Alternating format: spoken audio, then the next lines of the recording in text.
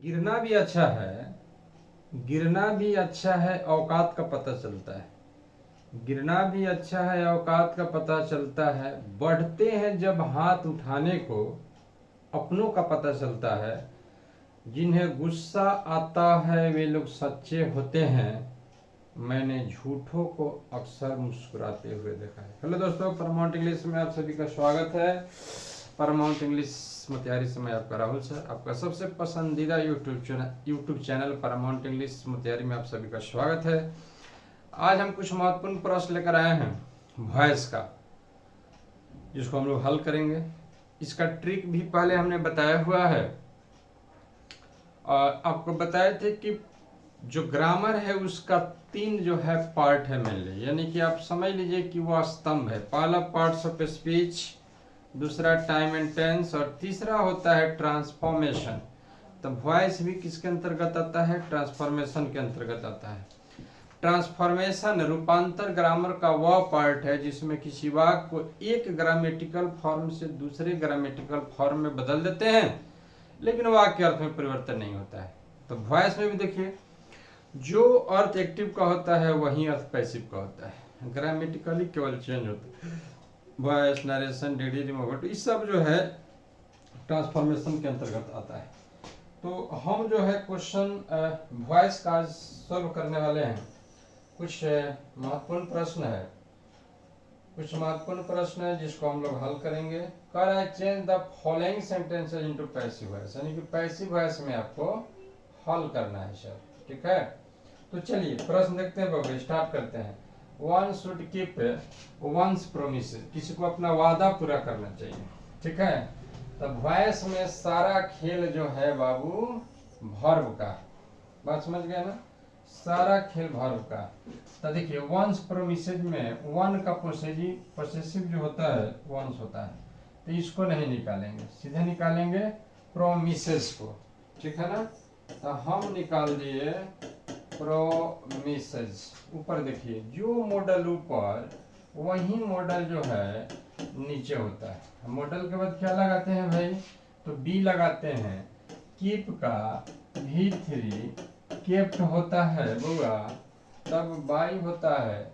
By मत लगिए, काहे कि आपको बताए थे कि one, someone, no one, somebody, anybody वगैरह ये सब लगा रहता है, तो उस समय जो है बाई का प्रयोग नहीं करते हैं, क्योंकि जिस पैसिव का अर्थ स्पष्ट हो जाता है उसमें बाई का प्रयोग नहीं करना चाहिए। तो सीधा हो जाएगा प्रोमिसेस शुड बी केप्ट। आइए दूसरा प्रश्न में आते हैं बाबू।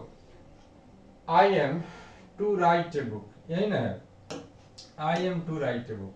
तो देखा जाए हाई इन्फिनिटिव है, इन्फिनिटिव तो बनाइएगा। तो ये बुक जो है ऑब्जेक्ट है, हम ले आकर बना देंगे सर इसका सब्जेक्ट, ठीक है, कोई दिक्कत नहीं। टेंस पहचानिए, टेंस पहचानिएगा तो ऊपर एम है, तो इसका मतलब है कि नीचे भी एम इजार होगा। आपको कई मर्तबा हमने कहा था कि नाइरेशन में टेंस बदलता है, वॉइस में टेंस नहीं बदलता है, यानी कि ऊपर प्रेजेंट होगा तो नीचे प्रेजेंट होगा, ऊपर पास्ट होगा तो नीचे पास्ट होगा, ऊपर फ्यूचर होगा तो नीचे फ्यूचर होगा। तो एम दिया है तो एम इजार, तो नीचे भी एम इजार होगा। तो ये बुक चूंकि सिंगुलर है तो इज हो जाएगा। टू राइट इन्फिनिटिव है तो बदलते हैं, तो टू के बाद बी हो जाता है, और राइट का V3 रिटर्न हो जाता है, तब बाई लगा देंगे सर। आई सब्जेक्ट है, जब ऑब्जेक्ट का स्थान पर ले जाएंगे तो नहीं हो जाएगा। फिर क्वेश्चन कह रहा है कि there is no money to buy, मैंने खरीदने के लिए कोई पैसा भी नहीं है, कोई पैसा नहीं। देखिए यहाँ देखा जाए, जरा ध्यान से देखा जाए, यहाँ पे 2 + V1 इन्फिनिटिव है। तो अगर हम ऐसे पैसिव जब भी बनाते हैं तो दाहिने साइड से कुछ ना कुछ ऑब्जेक्ट हमको मिलता है, तो इधर से ऑब्जेक्ट चाहिए, तो उधर से ऑब्जेक्ट नहीं है। इसका मतलब है कि जो वाक्य देयर से शुरू होगा उसको देयर से ही बनाएंगे। कहाँ तक? देयर इज नो मनी तक सीधे ज्यों का त्यों आ जाएंगे। तो आइए बनाते हैं, तो हो जाएगा देयर इज नो मनी। अब इन्फिनिटिव है तो आपको बताए थे 2 जो करते हैं, 2 के बाद बी लगाते हैं, अब बाई का V3 से बट हो जाता है वो।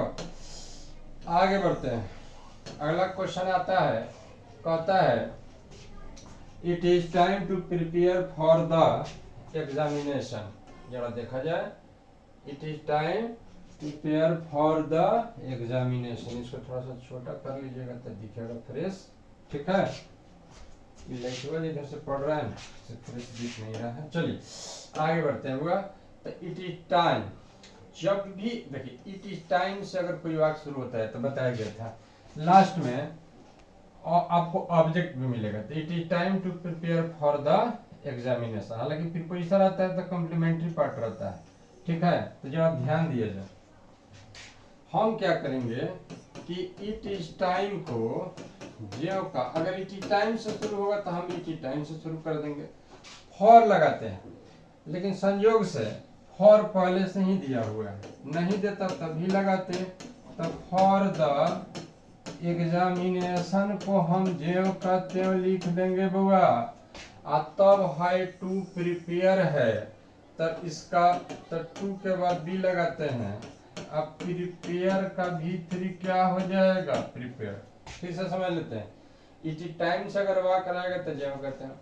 ऑब्जेक्ट जो होगा उस सिलेन से पहले फॉर लगाते हैं, तो संयोग से तो फॉर दिया ही है, तो फॉर द एग्जामिनेशन और टू बी प्रिपेयर्ड हो जाएगा बुआ। अब आइएगा 5 नंबर प्रश्न में आते हैं बुआ।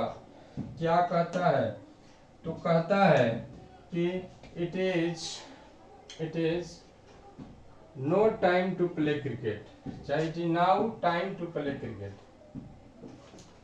ठीक है। चलिए आगे बढ़ते हैं बुआ। तो इसको हम लोग बनाते हैं। तो इट इज फिर टाइम से शुरू हुआ है, चलिए तो कोई बात नहीं बनाते हैं।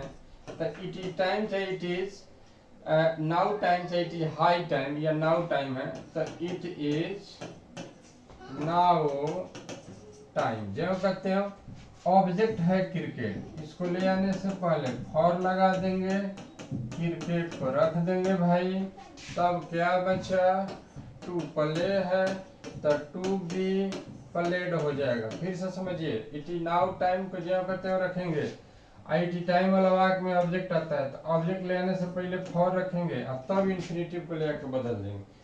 ओपन द विंडो है वो, तो जरा ध्यान दिया जाए, ये जो है सर से V1 है और द विंडो जो है ऑब्जेक्ट है। तो याद करिए हमने कहा था कि इंपेरेटिव सेंटेंस जो होता है ऑर्डर, एडवाइस, रिक्वेस्ट और प्रोहिबिशन होता है, तो ऑर्डर वाला वाक्य है। ओपन द विंडो क्या है, कह रहे खड़ी खोलो, तो ये ऑर्डर है, तो बनाते हैं लेट से, तो लेट आ जाएगा। तब जो ऑब्जेक्ट है उसको ले आ देंगे सर, तो लेट द विंडो होगा, तब बी होगा, और जो ओपन होता है सर उसका भी थ्री ओपन। आगे बढ़ते हैं वो 6 क्वेश्चन हम लोगों ने देख लिया। 7वां नंबर प्रश्न में हम लोग आ जाते हैं सर। कह रहा है inform the police of the crime, यानी कि क्राइम के समय पुलिस को जो है इन्फॉर्म करो। तो जरा देखा जाए सर, ये जो आप देख रहा है V1 है, द पुलिस जो है ऑब्जेक्ट है, और यह जो आप देख रहा है ये कॉम्प्लीमेंट है। कैसे पहचानिएगा कॉम्प्लीमेंट को, तो प्रीपोजिशन से लेके दाहिने जितना बचेगा सब कॉम्प्लीमेंट होगा। तो इन्फॉर्म द पुलिस, तो यो मैंने कमांडे के सेंस में, ऑर्डर के सेंस में, तो जब बनाइएगा तो इसको भी लेट से बनाएंगे तो लेट हो जाएगा। तब ऑब्जेक्ट क्या है भाई, तो द पुलिस है, तो द पुलिस हो गया। तब बी होगा सर इन्फॉर्म का भी थ्री, इन्फॉर्म हो जाएगा। और जो कॉम्प्लीमेंट बचता है भाई उसको हम ज्यों का त्यों लिख देंगे बाबू, ठीक है। अब आइए हेल्प द हेल्पलेस, यानी कि आप देख सकते हैं सर V1 है और ये क्या है, ऑब्जेक्ट है, लेकिन असहायों की मदद करिए। तो असहाय की मदद करने के लिए कोई सलाह देगा, तो इसका नियम बताए थे कि जो ऑब्जेक्ट है सर उसको ले आकर बना देना होता है सब्जेक्ट, तो हेल्पलेस। आज जब शुड मतलब सलाह है तो शुड लगाते हैं, शुड मॉडल है तो मॉडल के बाद भी लगा देते हैं, और जो हेल्प है उसके बाद उसका V3 है, क्योंकि पैसे में V3 हम लगाइए करते हैं। आ गए 9 नंबर प्रश्न में आते हैं वो, लव योर कंट्री, अपने देश से प्यार करिए। देना देश का नहीं है, तो यह भी सलाह वाला वाक्य है, इंपरेटिव है और सलाह है। तो बनाइएगा। तो ये V1 है, ये ऑब्जेक्ट है। तो हम क्या करेंगे सर, ऑब्जेक्ट जो है उसको रखेंगे। तो योर कंट्री हो गया। तो चूंकि एडवाइस वाला वाक्य है तो मॉडल वर्ब के रूप में शुड लगा देते हैं। शुड के बाद पैसिव में बी लगाते हैं और है लभुआ का भीतरी हो जाता है लव्ड। ठीक है। Please give me a book. ठीक है, कृपया मुझे एक पुस्तक दीजिए। तो मैं आपको जानकारी के लिए बता दूं कि इसका सबसे आसान है बनाना भाई, यानी कि जो प्लीज है वो प्लीज को हटा देते हैं और इसको नियम बताए थे कि इसके बदले यू आर रिक्वेस्टेड टू लगा देते हैं। बाकी में कुछ नहीं करना है, सीधे लिख देना है गिव मी अ बुक।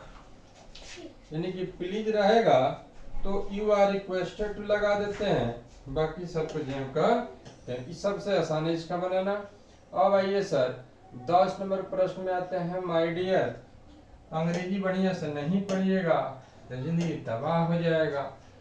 फिर कह रहे let me do this work. कभी कभी इंपरेटिव सेंटेंस जो होता है लेट से भी शुरू होता है। इससे क्या होता है कि विश या प्रपोजल के भाव का बोध होता है बुआ। तो देखा जाए मी जो है इसको हम पहिल का ऑब्जेक्ट मान लेते हैं, दिस वर्क को दूसरे का ऑब्जेक्ट मान लेते हैं बुआ। ओवन और टू का मतलब पहिल का दूसरे का ऑब्जेक्ट। बनाने के दौरान क्या करते हैं बेटा, लेट जो है ज्यों का त्यों आता है, जो दूसरा ऑब्जेक्ट है उसको ज्यों का त्यों पहले लिखते हैं। ध्यान दीजिए, लेट दूसरे का ऑब्जेक्ट को पहले, तब बी लगाते हैं। आई डू का भी थ्री, तो डू डिड डन होता है, तब बाई होता है। अब पहिल का सब्जेक्ट तो मी जो होता है इसको ज्यों कहते हैं लिख देंगे। मी को ज्यों कहते हैं क्यों लिखेंगे, क्योंकि लेट के बाद ऑब्जेक्टिव केस लगाते हैं और बाई प्रीपोजिशन है तो इसके बाद भी ऑब्जेक्टिव केस लगाते हैं, इसलिए ज्यों कहते हैं उतार देंगे। Let us discuss the matter. Same question है। तो देखा जाए ये जो है पहिल का ऑब्जेक्ट है सर और दिस मैटर जो है दूसरे का ऑब्जेक्ट है। तो आइए बनाते हैं भाई। तो लेट ज्यों कहते हैं हो जाएगा, जो दूसरे का ऑब्जेक्ट है उसको क्या करते हैं पहले लिखते हैं। तो दिस मैटर हो गया बुआ, तब बी होता है। डिस्कस का भी थ्री क्या कर उसको लिखेंगे भी थ्री, डिस्कस्ड होता है, तब बाई होता है। अवश्य ज्यों कहते हो, क्योंकि बाई के बाद ऑब्जेक्टिव केस लगाते हैं, बाई प्रीपोजिशन है तो अपने जगह पर ज्यों कहते हो आ जाएगा। खूब बुझाई या तन को न दुखाई, बुझता खूब बढ़िया से समझे के बा, चकाचक और झकाझक। देखिए लेट अस में लेट से सही बात बा शुरू बा, लेकिन इसमें एक ही ऑब्जेक्ट दिया है, दूसरा ऑब्जेक्ट नहीं दिया है। तो दूसरा ऑब्जेक्ट नहीं दिया है तब बताए थे कि जब एक ही ऑब्जेक्ट देगा तो आप इट इज सजेस्टेड दैट से शुरू कीजिएगा, यानी कि बनाइएगा तो हो जाएगा इट इज सजेस्टेड दैट अस। चूंकि दैट क्लॉज होता है तो इसके बाद जब आएगा तो नॉमिनेटिव केस होगा। तो अस का नॉमिनेटिव केस क्या होता है, तो वी। तब शुड लगाते हैं सर, शुड लगाते हैं और तब जो V1 बच गया उसको लिख देते हैं। फिर से समझ लीजिए, एक ही ऑब्जेक्ट है तो जब एक ऑब्जेक्ट रहेगा तो नया काम क्या करते हैं, it is suggested that.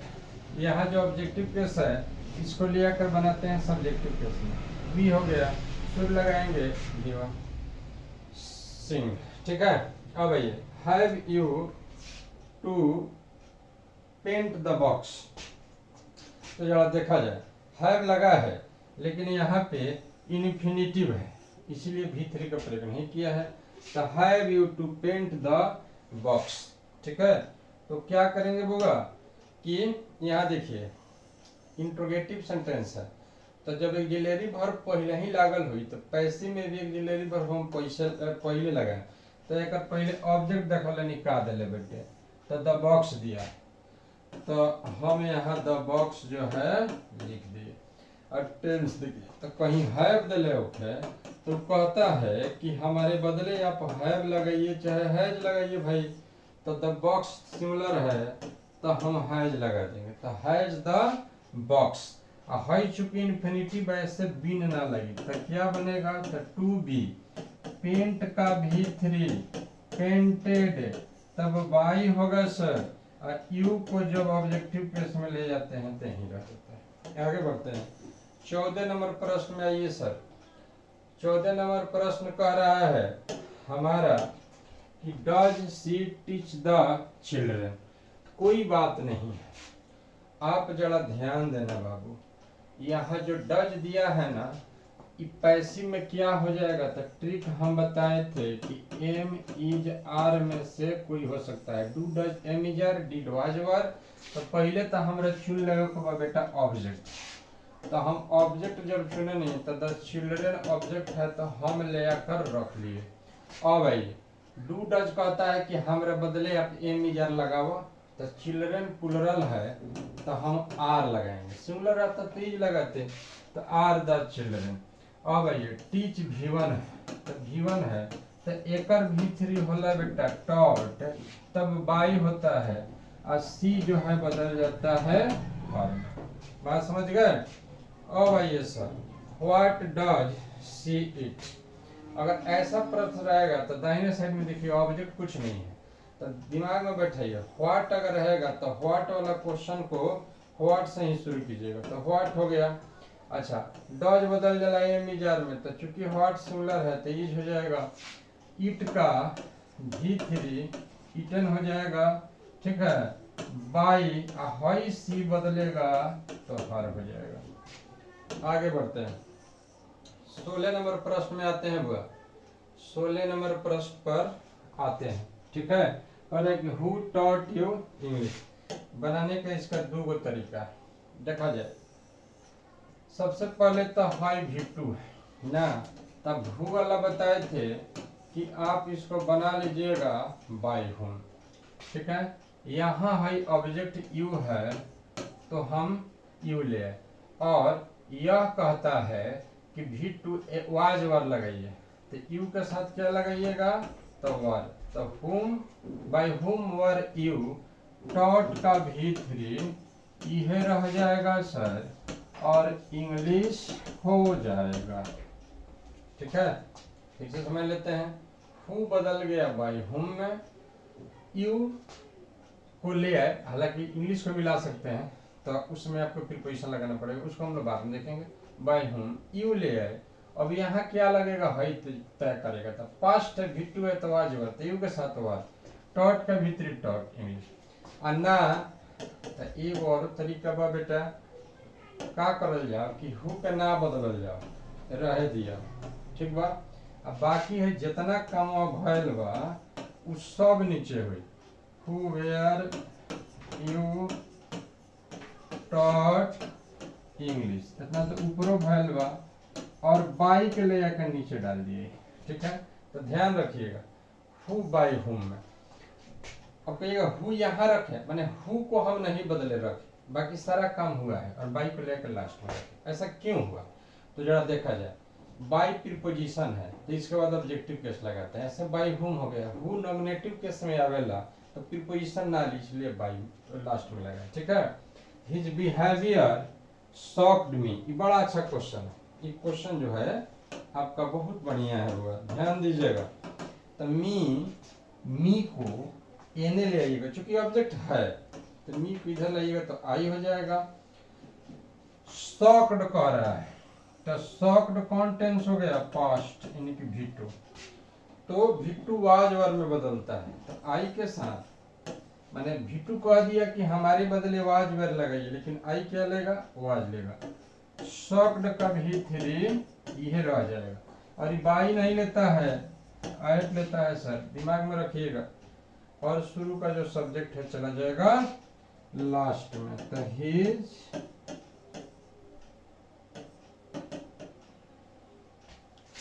Space कम है, इसको थोड़ा सा छोटा करके लिख दीजिए, ठीक है।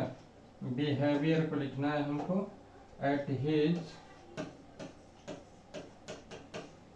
बिहेवियर। ठीक है, फिर से समझ लीजिए, शॉक्ड क्या लेता है, ऐड लेता है। मतलब कुछ ऐसा जगह है जहाँ पर बाई नहीं लगाते हैं, बाई के बदले हम लोग दूसरा प्रीपोजिशन लगाते हैं, तो नॉन टू लेता है, शॉक्ड ऐड लेता है, इंक्वायर्ड इनटू, ऐसा करके बताया गया था आपको।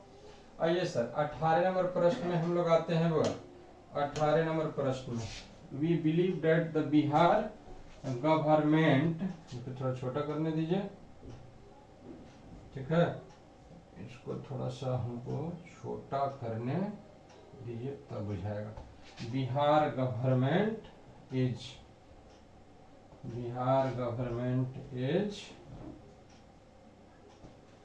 ऑनेस्ट। जरा देखा जाए, ये क्वेश्चन जो है बहुत लंबा देखने में दिख रहा है, लेकिन कोई टेंशन नहीं। यहाँ देखिए क्या करिएगा, ये देखिए वी बिलीव जो है कौन क्लॉज है, प्रिंसिपल क्लॉज, और दैट से लेके यहाँ तक है सर सबऑर्डिनेट क्लॉज। ठीक है, यानी कि क्लॉज का यह मामला है। तो क्लॉज मेनली दो ही प्रकार का होता है, प्रिंसिपल क्लॉज, सबऑर्डिनेट क्लॉज, लेकिन उसी के बीच में से निकलता है कोऑर्डिनेट क्लॉज। तो जो क्लॉज दैट से शुरू होता है उसको नाउन क्लॉज कहिए, चाहे सबऑर्डिनेट क्लॉज। तो देखिए इसको बनाते कैसे बताएगा, इसको हटा के, मैंने प्रिंसिपल क्लॉज का जो भी सब्जेक्ट रहेगा उसको हटा के आप इट कर दीजिएगा। तो हम कर दिए सर इट। अब ये बिलीव जो है प्रेजेंट है, V1 है, तो एम इज आर, तो इट के समय इज बिलीव का V3 क्या होगा, बिलीव हो जाएगा। और दैट से लेके बाकी जितना बचता है सर उस सारा को लिख देंगे। बात समझ गए, फिर से समझ लेते हैं। वी बिलीव में वी को हटा के, यानी प्रिंसिपल क्लॉज का जो सब्जेक्ट होता है हटा कर इट लगाते हैं, प्रेजेंट है तो इट के साथ इज लगाए, बिलीव का V3 बिलीव्ड हो गया, दैट हो गया, बाकी सब को जो है यानी कि दैट द बिहार गवर्नमेंट से लेकर जितना बच्चा सबको हम लिख रहे हैं। अब क्वेश्चन कर रहा है the farmer will so the seeds. ठीक है,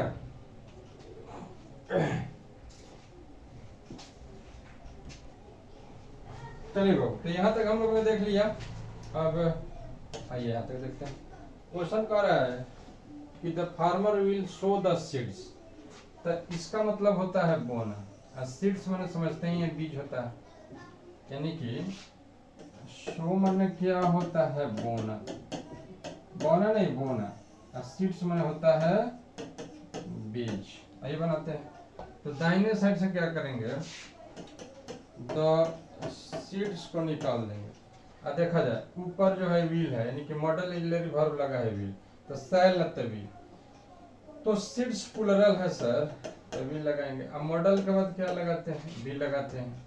शो का V3 होता है शॉन, तो बाई लगाइएगा, और तब हो जाएगा, यहाँ लिख दे रहे हैं बाई द फार्मर। ठीक है, गेट बंद कीजिए। आगे बढ़ते हैं, 20 नंबर प्रश्न में आते हैं सर। 20 नंबर प्रश्न में आते हैं, the boy can not lift this box. जरा देखा जाए, एक साली प्रश्न पूछा है, तो ऑब्जेक्ट क्या है भाई, दिस बॉक्स। ठीक है, पहले ऑब्जेक्ट पर विचार करेंगे, ऑब्जेक्ट नहीं रहेगा तब दूसरा उपाय। बिना ऑब्जेक्ट का तो पैसे बनबे नहीं करता है, लेकिन बहुत ऐसा ऑब्जेक्ट है जो दूसरे ढंग से बनता है। यहाँ देखा जाए कैन मॉडल है, तो कैन में कोई झंझट नहीं, जो मॉडल ऊपर वही मॉडल नीचे, ऊपर नॉट तो नीचे भी नॉट। मॉडल के बाद बी लगाते हैं, तो मॉडल के तुरंत बाद बी लगाते हैं, लेकिन जब नॉट, जैसे कैन बी, लेकिन नॉट रहेगा तो नॉट के बाद बी। हाई लिफ्ट का V3 क्या होता है, लिफ्टेड, तब बाई होगा, और दबवा नाउन है, तो उसमें तो कुछ बदलना ही नहीं है भाई, जो कहते हैं। आइए, ये क्वेश्चन देखने में छोटा है, छोटा देखने में छोटा लगे घाव करे गंभीर, तो यह हर जो है बुआ सी हो जाएगा। ये V1 है तो एम इज आर, मैंने V1 कहता है कि हमारा बदले एम इज आर ला, यानी कि ऊपर पर्यंत नीचे पर्यंत, सी सुलर बतीज होगा। नो का V3 नॉन होता है, तो नॉन अपने संग बाई नहीं लेगा, क्या लेगा, तो टू लेगा, आई बदलेगा तो हो जाएगा। ठीक है, आगे बढ़ते हैं, 2-3 क्वेश्चन और हैं, देख लेते हैं। 22 नंबर में आते हैं हुआ, please bring me a glass of water. ये तो बहुत आसान क्वेश्चन है, कोई बच्चा भी बना सकता है। बताए थे कि प्लीज को हटाइएगा सर, तब हो जाएगा यू आर रिक्वेस्टेड टू। ठीक है, अब बाकी कुछ बदलना ही नहीं है, तो सीधा हो जाएगा bring me a glass of water. ठीक है, ये देखा जाए सर, डू है, इट है, तो है V1 है ऑब्जेक्ट है, ये ना है। तो हम बताए थे कि इम्परेटिव ऑर्डर हो तो लेट से बनाते हैं, तो लेट हो गया, इट ऑब्जेक्ट है, तब बी हो जाएगा, डू का भीतरी डू डिड डन हो जाएगा। आगे बढ़ते हैं बाबू, 24 नंबर प्रश्न में हम लोग आ जाते हैं। क्या कह रहा है? People speak English all over the world ना, people speak English all over the world, तो हाई सब्जेक्ट हो गया, वर्ब हो गया, ऑब्जेक्ट हो गया, हाई हो गया कॉम्प्लीमेंट, तो हमारा ऑब्जेक्ट ई हो गया। ठीक है, कौन? इंग्लिश। लोग पूरे संसार में अंग्रेजी ना बोलते हैं, तो इंग्लिश को हम निकाल दिए। हाई V1 है, तो ये मिजार लगाते हैं, तो इंग्लिश के साथ क्या लगेगा? इज। स्पीक का भी थ्री, स्पीक स्पोक स्पोकन, तब all over the world complement है सर, उसको लिख देंगे, बाय नहीं लगाएंगे, by people somebody nobody anybody सबको नहीं लगाते हैं बुआ। आइए 25 नंबर क्वेश्चन जो है बड़ा सुंदर है बुआ, हु डिड दिस, तो जरा देखा जाए, है V2 भी है, यानी कि मेन वर्ब का काम कर रहा है, तो हु वाला वाक्य बताए थे कि जहाँ हु दिखेगा वहाँ बदल लीजिएगा बाय हुम में, कि दिस जो है इसको यहाँ ले आ लीजिएगा, और डिड कहेला कि हमारा बदले रउरा या तो वाज लगाई ना तो वर लगाई, तो है दिस के अनुसार क्या लगेगा? वाज। और जो है डिड है सर, इसका V3 डन हो जाएगा। ओपन द डोर, तो यहाँ देखा जाए ओपन द डोर में बताए थे V1 है, ई क्या है भाई? ऑब्जेक्ट है, तो बनाइएगा, तो लेट हो जाएगा, यहाँ का जो ऑब्जेक्ट है उसको डाल देंगे, तब बी होगा, ओपन का V3 हो जाएगा बेटा ओपेंड। ठीक है, 26 प्रश्न। ठीक है, 26 प्रश्न। चलिए, तो एक आध क्वेश्चन और देख लेते हैं। ठीक है, आइए 27 नंबर प्रश्न में देखते हैं। हम लिखते हैं हरी हेल्प्ड मी यू। ठीक है, एंड हिम। ठीक है, इस प्रश्न को बाबू हम लोग बनाने चल रहे हैं, तो जरा देखा जाए, हमको ऑब्जेक्ट चुनना है, तो ऑब्जेक्ट चुनना है, तो चलिए, मी कौन पर्सन है? फर्स्ट पर्सन है, यू कौन पर्सन है? सेकंड पर्सन है, हिम क्या है? Third person. तो आप जो है क्या करिएगा, आप यही ना करिएगा कि मी को अगर आप आई लगाते हैं तब यू और तब लिखते हैं ही, तो जानते हैं कि क्या हो जाएगा? गलत हो जाएगा, क्योंकि प्रोनाउन में एगो चीज आप लोग को हम बताए थे, 231 का नियम बताए थे, 231 का एक नियम बताए थे, पहले उस पर सजाना है सर। 231 का नियम क्या कहता है? तो पहले सेकंड पर्सन, तब थर्ड पर्सन, तब फर्स्ट पर्सन। बात समझ गए? तो क्वेश्चन भारी नहीं है, आप इस तरह का क्वेश्चन आप बनाए होइएगा, लेकिन ज्यादातर लड़के गलत कर लेगा, क्योंकि इसको सजाएंगे, क्योंकि अच्छा काम करते हैं तो 231 के नियम पर सजाते हैं, और गलत कार्य, असामाजिक, खून खराबा, मर्डर, हत्या, बलात्कार करते हैं तो 123 के नियम पर सजाते हैं। तो हमको 231 पर सजाना है, तो पहले सजा लीजिए, यू हो गया, और तब थर्ड पर्सन, तो हिम का ही हो जाएगा, एंड मी का क्या हो जाएगा? तो आई हो जाएगा। अब यह V2 दिया है, तो जब V2 दिया है तो V2 बदल जाता है। अब आपका क्वेश्चन सिंपल हो गया, क्योंकि यही से जाना था सेकंड पर्सन, थर्ड पर्सन और फर्स्ट पर्सन। तो अब V2 आज है तो तीनों मिलकर प्लुरल होगा, तो और हो जाएगा हेल्प्ड का V3 ये रह जाएगा भाई, तब बाई होगा और हरी भाई नाम है तो इसको लेकर लिख देंगे। एक लास्ट क्वेश्चन आज को लिखेंगे हम लोग, इस वीडियो का लास्ट क्वेश्चन देखेंगे 28 नंबर, ठीक है। रोज